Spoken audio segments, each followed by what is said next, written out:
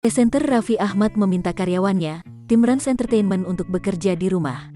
Raffi Ahmad menerapkan kebijakan work from home, WFH, lantaran kasus COVID-19 yang semakin meningkat. Hal itu Raffi sampaikan dalam vlognya yang tayang di YouTube Rans Entertainment Jumat, tanggal 25 Juni tahun 2021. Karena COVID-19 naik jadi Rans kami liburkan dulu supaya work from home semua, ujar Raffi. Setelah mengetahui kebijakan dari bosnya, para karyawan justru menanyakan soal gaji. Para karyawan sempat mengkhawatirkan soal gaji yang akan dipotong karena bekerja dari rumah. Masalah duitnya gimana? Kan biasanya gaji pada dipotong kalau WFH, kata tim Rans, Abrar.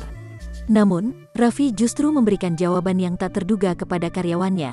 Raffi malah pilih menaikkan gaji untuk karyawannya sebesar 20%, meski bekerja dari rumah.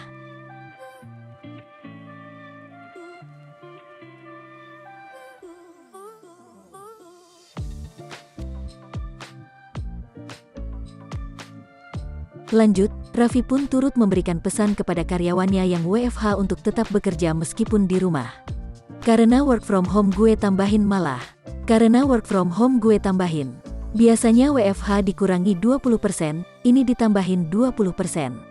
Tapi lu kerja, kata Raffi. Diketahui, Raffi Ahmad meminta karyawan kantornya unruk WFH sebanyak 99%. Ia hanya meminta 2 orang editor untuk tetap bekerja di kantor. Raffi turut mengucap syukur lantaran keluarganya dan tim Rans masih diberikan kesehatan. Alhamdulillah kita masih dijaga sama Allah ya, sampai sekarang kita alhamdulillah dan jangan sampai ada yang terpapar, semoga selalu sehat, tutur Raffi.